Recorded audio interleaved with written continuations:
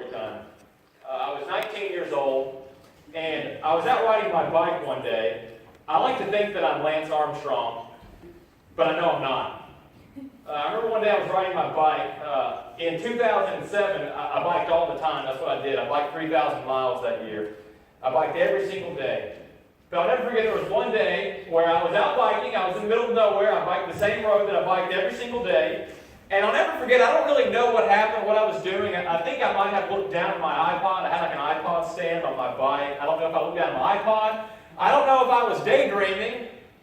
I don't know what it was, but I do remember this. I remember this moment where I realized I've been looking down or not paying attention for the last 10 seconds.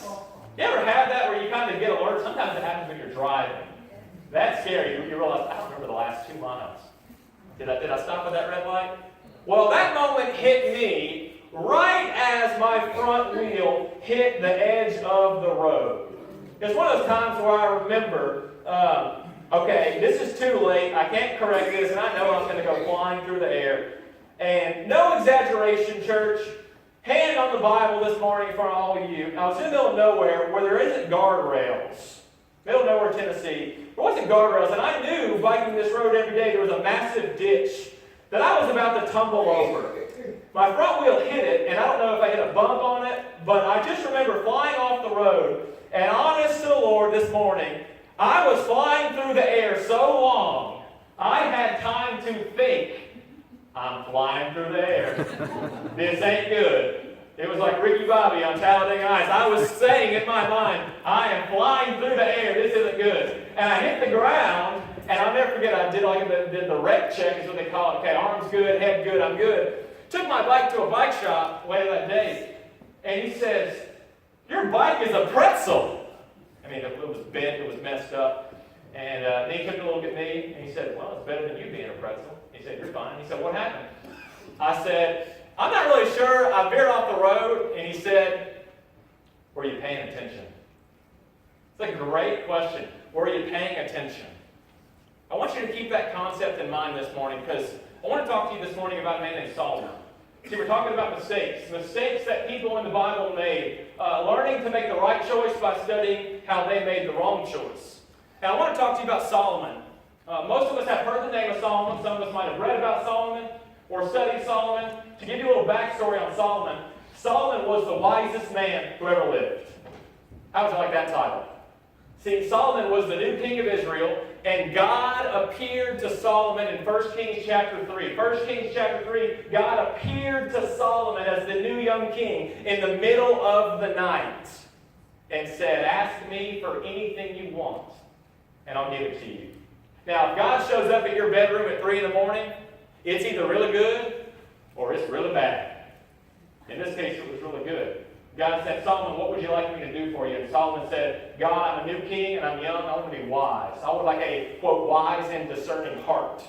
And God was so pleased with what Solomon asked for. He said, you know what? I'm not just going to give you wisdom. I'm going to give you a long life. I'm going to give you power. And I'm going to give you wealth. And God says, there will not be a king like you before you. You will be a great king. Just stay steadfast to me. Pay attention to how you walk with me. And the Bible actually tells us in 1 Kings chapter 4 that Solomon was so wise that people came from every nation just to hear what he had to say. Can you imagine being that wise? People coming from all over the world just to hear you talk. The Bible tells us Solomon wrote 3,000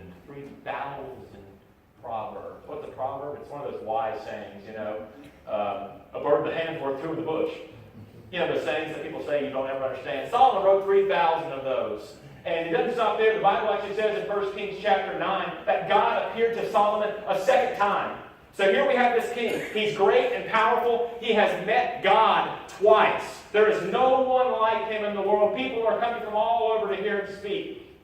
But I want to talk to you today about what happened at the end of Solomon's life. What was the mistake he made, and what can we learn from it? Grab your phone, grab your Bible, and turn to 1 Kings chapter 11. We'll have it on the screen. And there's some crazy Old Testament names. If I butcher them, we just keep on rolling. You know, my dad always told me whenever you get one of those Old Testament names, if you can't pronounce it, just call them Bob and keep on going. 1 Kings chapter 11. It's on the screen, or get it in front of you. I'm going to read this really slow because there's a couple key things that I'm going to point out to you. Of course, I didn't save my place. Oh, there it is. Follow along with me. King Solomon, however, loved many foreign women besides Pharaoh's daughter: Moabites, Ammonites, Edomites, Syrians, and Hittites. I made it through that part. They were from nations from which the Lord had told Israel, "You must not intermarry with them, because they will surely turn your hearts after their gods." Big word right here. Nevertheless, Solomon held fast to them in love. Solomon had 700 wives, oh my goodness, of royal birth, and 300 concubines, and his wives led him astray. Verse 4. As Solomon grew old, his wives turned his heart after other gods, and his heart was not fully devoted to the Lord his God, as the heart of David his father had been. He followed Ashereth, the goddess of the Syrians, and Molech, the detestable god of the Ammonites. Verse 6. So Solomon did evil in the eyes of the Lord. He did not follow the Lord completely as David, his dad, had done before him. You know, as I studied this passage, I was fully ready to talk about who do you let in your life. You know, he let these wrong people in his life, and that really messed him up. And then I started thinking, no, that's not the main point of this passage. And then I thought, okay, well, it's about idols. We shouldn't have idols. Idols turned his heart. You know, Solomon was a wise king, and then he started to love idols. And actually, if you read further in verse 7, he starts building shrines to idols all over the place.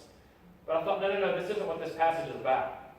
You see, that passage just said 6 times in 6 verses these words. It said, his heart turned, was led astray. It says turned again. Not completely following, turned again. And as he grew old. 6 different words that describe a heart slowly turning away from God rather than towards God. Today I want us all to think about one question. Are you moving towards God, or are you moving away from God?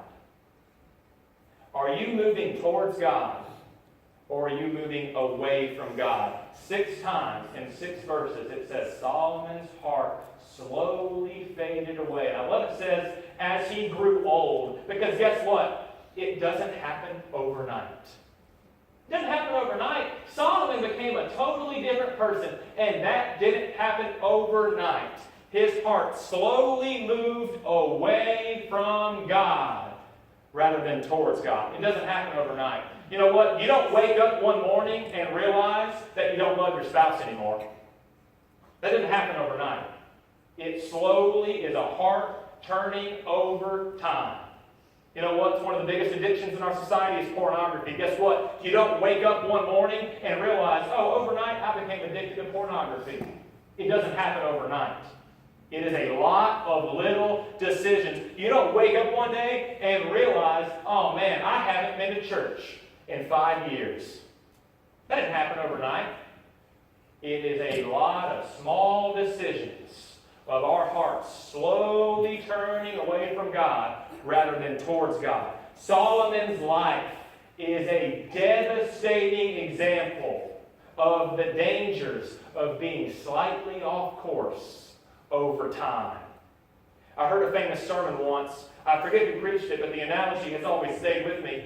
And I decided to research it this week because I really wanted to do a little research on the facts. And it was totally true, which is awesome. In 1979, there was a flight. Now, I wasn't alive in 1979. There was a flight called Air New Zealand, Flight 901. Write that down, Google it this week. Air New Zealand, Flight 901. 257 people on board Air New Zealand 901. This is 1979. 257 people on board. All 257 people on board perished. The plane went down. They all died. And the important thing about the story and why it applies to this is they weren't brought down by hijacking.